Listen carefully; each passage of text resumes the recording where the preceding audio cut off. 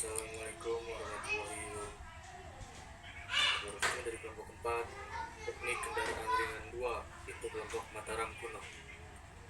Kelompok Mataram kuno beranggotakan 6 orang, yaitu ada Muhammad Langit Firdaus, Muhammad Rasyid Pradipta, Muhammad Saputra, Muhammad Abizar Al-Ghifari,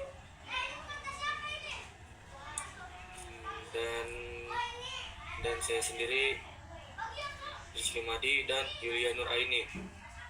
Jadi tanpa lama-lama kita langsung saja ke materi. Materi pertama akan dibacakan oleh saya.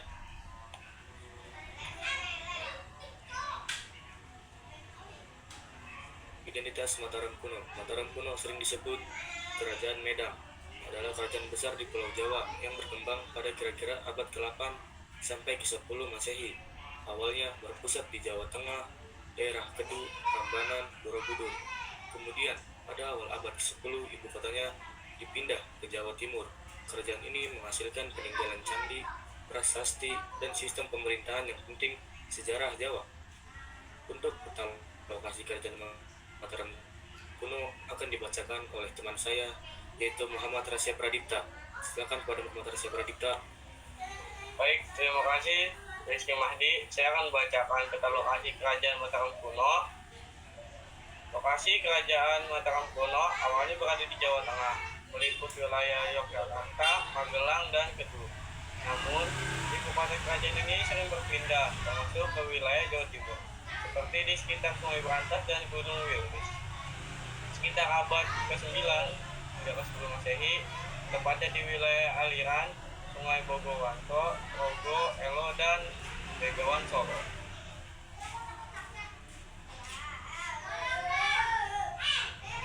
Sudah Rizky Mahdi.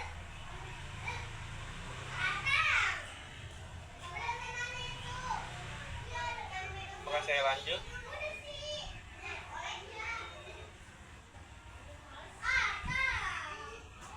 Sejarah Kerajaan Mataram kuno. Kerajaan Mataram kuno berdiri sekitar abad ke-8 Masehi di Jawa Tengah, bagian selatan, tepatnya di daerah lembah Sungai Progo dan Sungai Opak. Sekarang wilayah Magelang, Sleman, dan Klaten. Kerajaan ini dikenal juga dengan nama Kerajaan Medan. Pendirinya adalah Raja Sanjaya yang disebut dalam prasasti tanggal tahun 332 Masehi. Dalam prasasti itu dijelaskan bahwa Raja Sanjaya adalah raja yang kuat, taat agama dan beragama Hindu, Siwa, dan berhasil menegakkan pemerintahan yang teratur. Oke, terima kasih kepada Rasya Pradipta yang telah membacakan 2 materi sekaligus. Untuk selanjutnya akan dibacakan oleh Yulia Nuraini. Kepada Yulia Nuraini dipersilakan.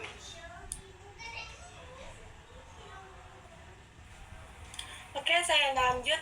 Masa dinasti. Dalam sejarahnya, Mataram kuno diperintah oleh 2 dinasti besar, yaitu 1. Dinasti Sanjaya, beragama Hindu Siwa, berpusat di sekitar daerah Prambanan dan Kedu. 2.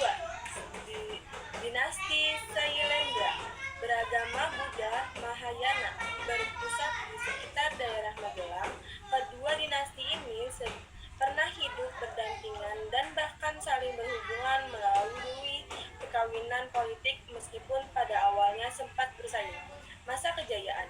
Mataram kuno mencapai masa kejayaan pada masa pemerintahan Rakai Pikatan sekitar tahun 840 sampai 856 Masehi. Ia berasal dari dinasti Sanjaya, namun menikah dengan Prambadhawarhani, putri dari dinasti Sailendra. Pernikahan ini menyatukan 2 dinasti besar tersebut dan membawa kedamaian serta kemakmuran bagi kerajaan. Pada masa ini dibangun Candi Prambanan sebagai pusat keagamaan Hindu, sedangkan sebelumnya dinasti Sailendra telah membangun Candi Borobudur sebagai pusat keagamaan Buddha. Selain itu, pada masa Rakaiwatupura Daibalitung kurang lebih 899 sampai 911 Masehi, kerajaan mengalami kemajuan di bidang pemerintahan dan ekonomi. Dia Balitung juga menyusun prasasti Mantiasi yang berisi daftar raja-raja Mataram sebelumnya.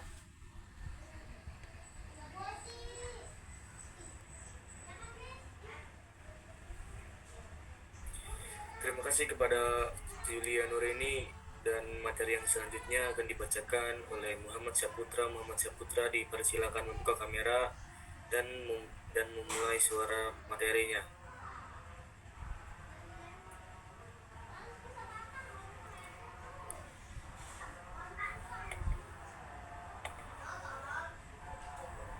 Muhammad Saputra. Ya, Rizky Madi, materinya nggak kelihatan.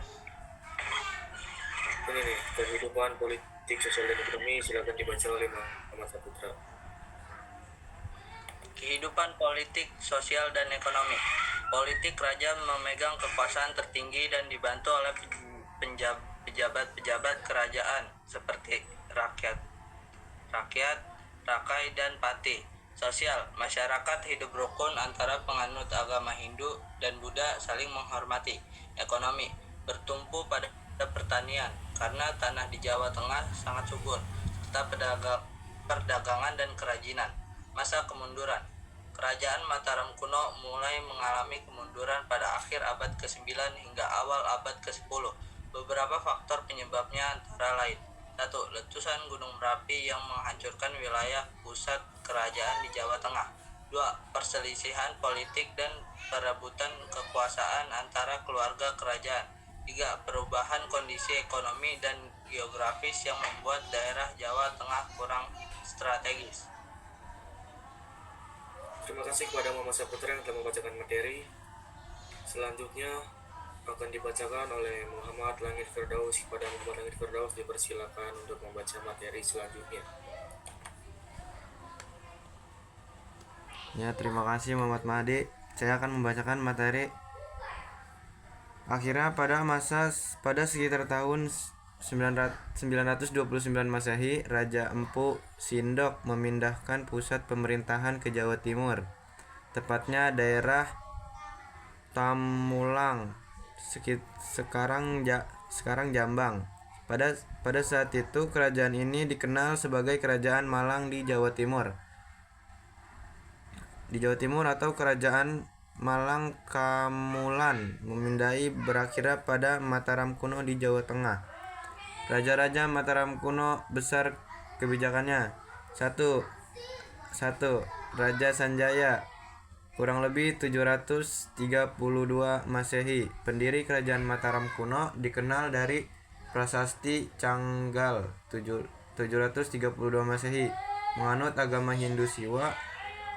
Kebijakan: mengembangkan ajaran Hindu di Jawa Tengah bagian selatan, membangun candi-candi Hindu seperti Candi Dieng dan Gendong Songo, memperluas wilayah kekuasaan dan memperkuat militer. 2. Raja Sari Indra, sekitar abad ke-6 Masehi. Raja pertama dari Wangsa Shailendra. Kebijakan: mempererat hubungan diplomatik dengan kerajaan lain, membangun pusat pendidikan Buddha. 3. Raja Sri Indra, sekitar abad